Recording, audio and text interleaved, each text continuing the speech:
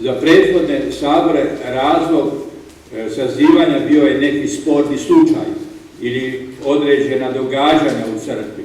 Drugi Vatikanski je imao zadatak ažurnamento, prilagođivanje crkvene prakse potrebama vremena kako bi evanđeljska poruka bila prihvatljivija i razumljivija.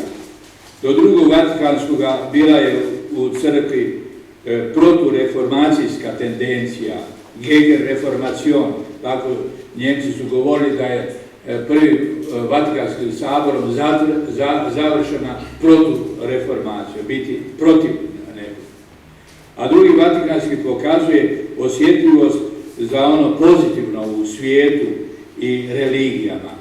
Dakle, on je više naglasak na ovome što je kod drugih pozitivno. To su dakako samo tendencije, jer nije nikada crkva mislila da u svijetu i drugim religijama nema dobra. Niti sada smatra da izvan Krista postoji projekt pravog dovršenja svijeta. Prvi put u povijesti sabora postavlja se u prvi plan na drugom Vatikanskom saboru problem svijeta i crkve u njemu, kako rekao ažurnamento. Sazivu drugog Vatikanskog sabora nisu prethodila neka događanja koja bi to tražila. Saziv je plod nadahnuća pape Ivana 23. i po tome je sabor nešto posebno. Trajao je u prekidu 3 godine, od 62. do 65. Najposjećeniji je od svih sabora. Na otvaranju bilo je 2540 otaca. A inače je bio i najorganiziraniji. Donio je dosta promjena u život crkve, tako da se može reći da je nastalo novo lice crkve, kako je u naslovu isto našega glasa koncila. Nabrojit ćemo neke od tih novosti. Europske zemlje na drugom Vatikanskom nisu bile u većini, kao prije. Misijski krajevi ne slijede slijepo što dođe iz kurije, kao što je to bilo na prvom Vatikanskom saboru. I ono što je rekao nadbiskup Devčić, osnovane su komisije iza kojih su stajale kongregacije iz kurije, međutim kod otvaranja se vidjelo da oci nisu htjeli imena tih članova komisija prihvatiti kao članove onih komisija saborskih i tu se vidi da se prevladava ta rimska teologija, školska teologija i da se uključuju i oni koji su bili prije marginalizirani. Dakle, to je svako jedna novost. Dopušten je narodni jezik u liturgiji, što je dakako velika stvar.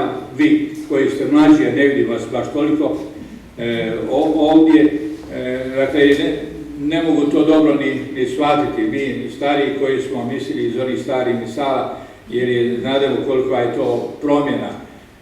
A inače, da bi se došlo do promjene, da se uzme narodni jezik, svakako veliku ulogu je odigrala i naša crkva time što smo mi jedini u cijeloj katoličkoj crkvi imali ne latinski jezik u liturgiji, to jest staroslavenski. I ta misa je služena tamo, pa su oci mnogi rekli, pa jest već tako nešto imamo, zašto ne bismo to proširili. Oltar prema puku je okrenut, jer prije su bili mnogi oltari i onda je bilo i mnogo svećenika, nije bilo koncelebracije, svakome je trebalo za misu posebni oltar i poslije kad je došlo do provedbe odredbe koncila, onda je nastala jedna devastacija po našim crkvama, jer taj vid isto treba dobro istaknuti. Crkva je shvaćena kao narod Božji. Prije je u kodeksu najprije je papa, pa odozgo ide, pa dolje, a sada je najprije narod Božji. Unutar toga naroda određene su institucije i određene osobe. Dakle, vidi se, mijenja se struktura, to je način mišljenja. Riješeno je dobro, bolje nego na Tridentinumu pitanje tradicije. Ne govori se više da treba i pismo i tradiciju pari pietatis affectu gledati, to je kao da su to dva nekako paralelna izvora objave, nego jer tradicija mora biti čvrsto povezana uz Bibliju. Tu je protestantizam, sola scriptura, da ovdje sada vidim da svi vi ste gotovo završili teološki neki studij. Prihvaćena je deklaracija o vjerskoj slobodi. Bilo je jako teško to prihvatiti, da ne bi izgledalo kao da svaki ima pravo na slijediti i laž, i nešto što nije istinito. Nego ima, savjest je vrhovna norma, ali u savjesti trebaš tražiti istinu. Tako je nekako, nisi oslobođen od toga. Kod nas se pokrenuo glas koncila odmah na početku, teološko-pastoralni tjedni, kršćanska sadašnjost. Ovdje kod nas šojat pokreće zvona, dakle jedno veliko gibanje je bilo. Stari laikat je bio prestar da se uključi, a mladi nije imao iskustva, i to se vidi u raznim lutanjima našega laikata. Još nismo dosegnuli laikat od prije Drugog svjetskog rata. Koncilske strukture laikata su nešto drugčije nego su bile one prethodne. Stari oblici i su bili već ostarili. I sada na koncu da završim ja, čuvajući se vremena koje mi je dala na raspolaganje, treba li nam Treći Vatikanski sabor? Ja mislim da treba. Tridentski je bio prihvatio podjelu u Europi na dva dijela, kršćansku. Prvi Vatikanski je stavio razliku između crkve i liberalizma.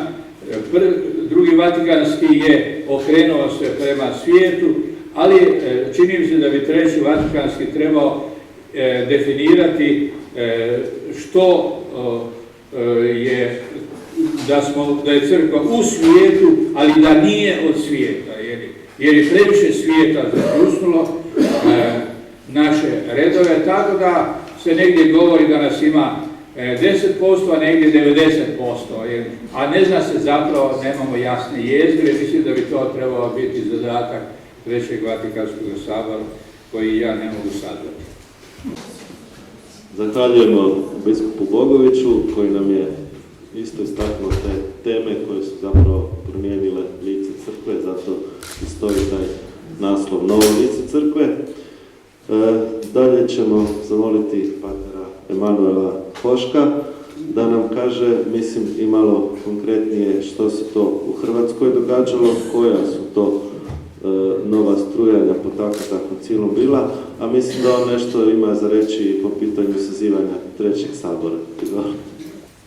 Koncil se je događao i već je tada postao bogatstvo naše crkve u Hrvatskoj.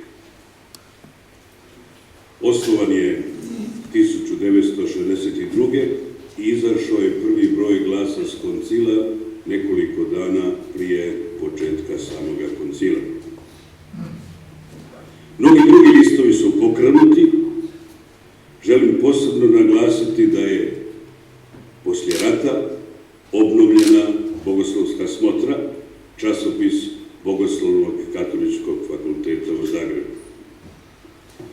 1966. počinju izlaziti svesci komunijom. Pokrenuli su ih nekolicina profesora na teologiji u Zagrebu. Turčinović, Šabihunić i Bajsić. Uz njih se je koncentrirala još nekolicina profesora te institucije. Neki su, nažalost, oprali ruke i ostali isključeni sve do smrti. 1968. godine je kardinal Šeper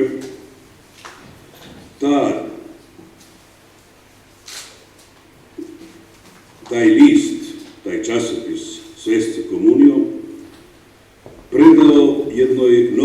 ustanovi koja je trebala imati isključivo koncilsko značenje, da bude centar za dokumentaciju koncilsku, za širenje poruke koncila i za program post-koncilske obnove crkve u Hrvata. Tako je nastala kršćanska sadašnjost.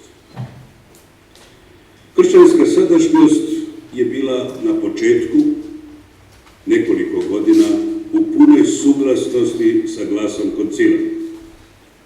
Zamah njezinog djelovanja bio je neobično snažan, jer je to bila skupina ljudi sa puno ideja, puno radinosti i sa jednim vrlo širokim programom. Mislim da se program kršćanske sadašnjosti odvijao na 5 područja. Najprije biblijska obnova. Kršćanska sadašnjost je preuzela od stvarnosti izdavanje Biblije, izašlo je preko 20 izdanja do danas.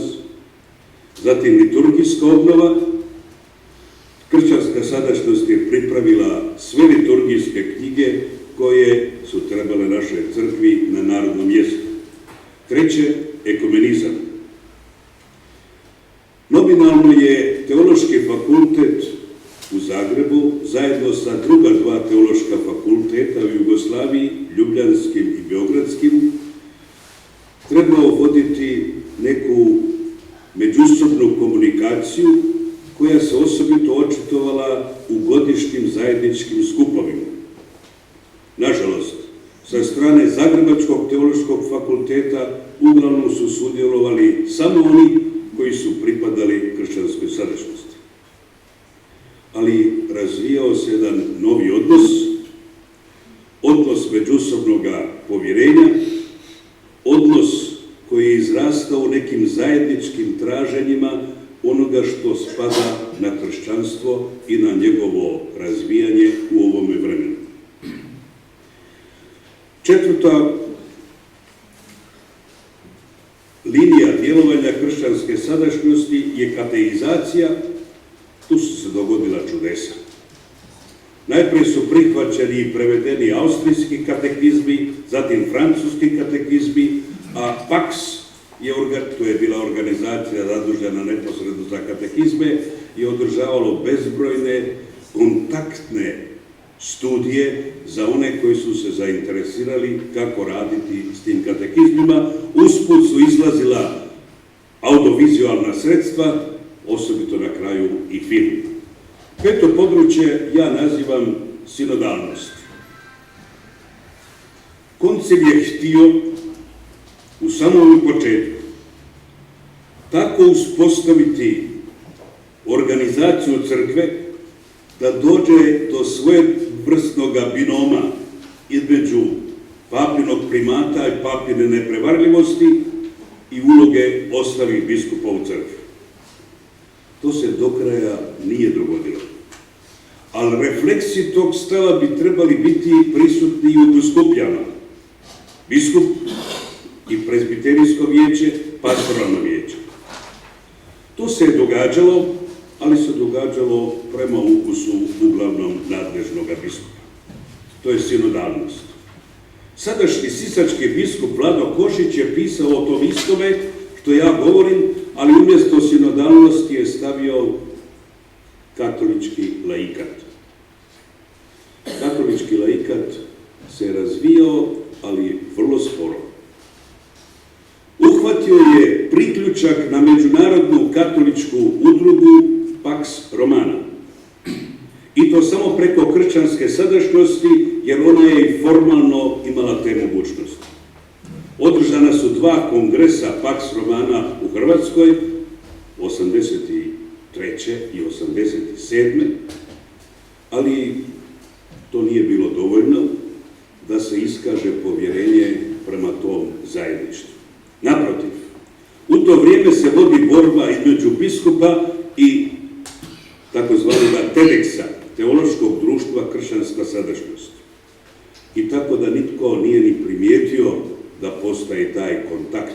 Međunarodna udruga katoličkih intelektualaca svih profila s jedne strane, kao Pax Romana i katolici u nas s druge strane. Katolički intelektualci u nas s druge strane. Molim vas, ti kontakti su postali kakvi takvi sve do 2007. godine. Onda se je i kršćanska sadašnjost odrekla tih kontakta. Zašto? Zato što je 990. kada je umro Josip Turčinović došlo do redukcije aktivnosti kršćanske sadašnjosti. Kršćanska sadašnjost je tada postala i takva je danas. Ništa drugo nego veliko izdavalačko poduzeće. I svu svoju energiju troši upravo na to djelovanje u izdavanju brojnih knjiga koje su vrlo vrijedne, vrlo značajne i ostaju na liniji podržavanja svih sadržaja koje sam nabrojio. Ali nekima je kršćanska sadašnjost dala sama točku, a nekima je vrijeme dala točku. Od ekumenizma danas nema ništa osim obrazaca za molitvu za jedinstvo kršćana svake godine u siječnju. Od sinodalnosti ima gotovo ništa. Jer svaka biskupija uređuje svoje unutrašnje odnose po volji vodećeg čovjeka, to jest biskupa. Reći ću primjer. Zato nije odgovoran prisutan nadbiskup Devčić, ali jest odgovoran biskup Bogović. Kada smo mi napisali statut prezbiterijskog vijeća za Riječko-senjsku nadbiskupiju, onda je vijeće vodio poslovni odbor. I prvi predsjednik poslovnog odbora je bio Bogović, ako se ja dobro sjećam. Danas tog poslovnog odbora nema. Ima u našoj biskupiji. Živela. Ovdje nema. Nego je došlo do autokracije nadbiskupa. Tako da od sinodalnosti, osim dvije sinode, splitske i đakovačke, drugo se ništa nije dogodilo, Zagreb se spreman za sinodu. Gospodo, došlo je do promjene upravlje interesa kršćanske sadašnjosti. Ona nastavlja djelovanje koje može i koje želi.